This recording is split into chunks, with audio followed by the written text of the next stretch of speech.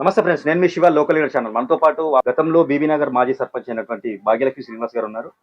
ఎందుకంటే గతంలో మంచి పరిపాలన అందించారు. వాస్తవానికి అందరితో సాన్నిహిత్యం కానీ సన్నిహిత్యం కానీ చాలా మంచి వ్యవహారాలు ఉన్నాయి.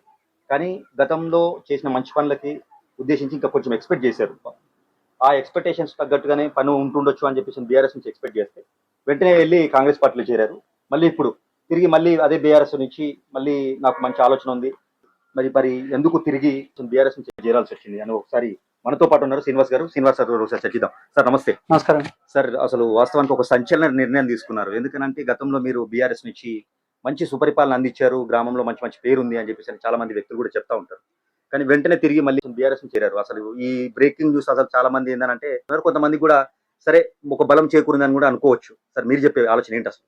వాస్తవానికి మేము టీఆర్ఎస్ పార్టీని వదలాలని వదలలేదు. ప్రజల నిర్ణయం మేరకు ప్రభుత్వమే మారిపోయింది. రాష్ట్రంలో తెలంగాణ ప్రభుత్వం మారిపోయి కాంగ్రెస్ ప్రభుత్వం వచ్చింది. సరే, ప్రభుత్వాలు ఏది వచ్చినా ప్రజలకు సేవ చేయాలనే ఉద్దేశంతో ప్రజలకు అభివృద్ధి పదంలో నడపాలి. బీబీ నగర్ను సుమారుగా 10 కోట్ల రూపాయల వరకు వెచ్చించి హెచ్ఎండే నిధులతోటి మన అప్పటి ఉన్న ఎమ్మెల్యే పల్లెశేఖర్ రెడ్డి గారితో మేము పోరాడి అతను కూడా మనకు బీబీ నగర్కు ఏది కావాలన్నా కాదనకుండా ఇచ్చి ఒక సుమారు 10 కోట్ల రూపాయలతోటి అంత 100% డ్రైనేజ్ కానీ, వ్యవసాయం కానీ, సీసీ రోడ్స్ కానీ, ఈ అంగన్వాడీలు కానీ ప్రతిదీ మేము డెవలప్మెంట్ చేసుకోవడం జరిగింది.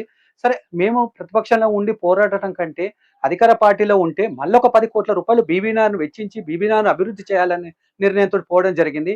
కానీ ఇక్కడ ఉన్న పరిస్థితుల దృష్టిలో వీళ్ళ దగ్గర చాలా మంది చెప్తున్న విషయాలు ఏంటంటే నిజంగా ఏదో ఒక ఆశించిపోయారు, అక్కడ ఆలోచన సముచితంగా న్యాయం జరగలేదు, లేకుంటే ఆ ఆశ నాకు నిజంగా రాదేమో అన్న ఆలోచనతో తిరిగి మళ్ళీ కాంగ్రెస్ నుంచి బీఆర్ఎస్ లోకి వచ్చారని చెప్పేసి చెప్తా ఉన్నారు. దాని గురించి మీరేం చెప్తారు? ఆశించడానికి మేము సర్పంచ్ కావాలనుకున్నాం, అయినాం. తర్వాత ఇప్పుడైతే ఎన్నికలు జరగలేదు, ఏమి ఎన్నిక లేదు, మాకు ఇచ్చింది లేదు, మేము తీసుకున్నది లేదు. సరే, మేము ఇళ్ళనే ఉంటే ఇళ్ళనే అడిగే వాళ్ళం, మాకు ఇచ్చేవాళ్ళు, ఇక్కడ కూడా ఇచ్చేవాళ్ళేమో, మేము కాదనట్లేదు. కాకపోతే ఆశించడం కాదు. మొన్న 2 రోజుల క్రితమే గ్రామ సభ జరిగింది. గ్రామ సభలో ప్రజలందరూ నిరుత్సాహంగా ఉన్నారు. వారికి సరైన ఎలాంటి సౌకర్యాలు లభించలేదని చెప్పేసి చాలా నిరుత్సాహంగా ఉన్నారు. మాకు అర్థమైంది, ఈ ప్రభుత్వంలో ఇవందరినీ తృప్తిపరచలేము మేము.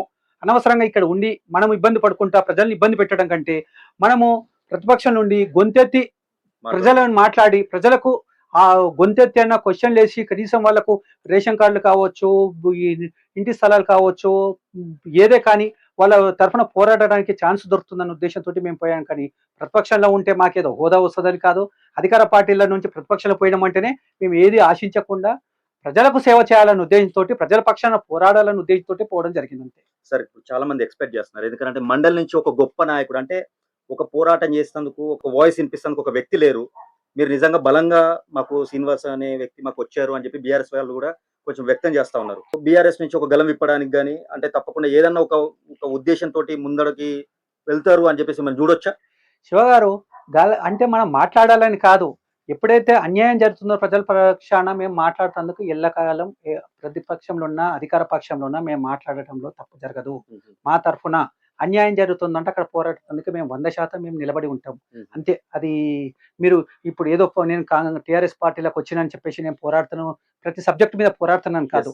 వాస్తవం గ్రహించి వాస్తవంగా నిజంగానే ప్రజలకు అన్యాయం జరుగుతున్నప్పుడు పోరాడుతందుకు సిద్ధంగా ఉంటాం. సార్, వాస్తవానికి ఇంకో విషయం ఉంది సార్.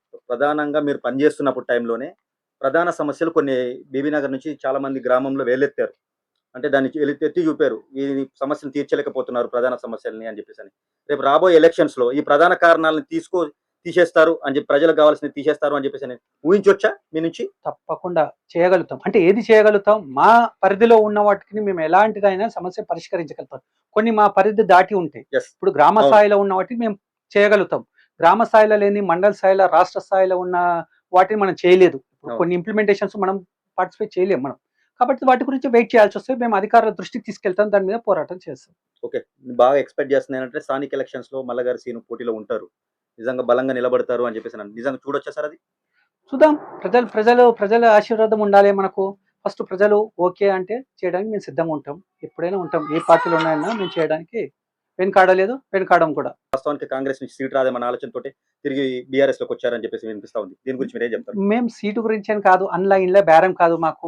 ఇంట్లో వస్తుంది, ఇంట్లో ఉంటే వస్తుంది అనుకుంటే ఇంట్లో ఉంటే రాకపోయేదనా? ఇళ్ళకెళ్ళి మేము ఎందుకు పోయాం? ఇలా సీట్ రాదనా?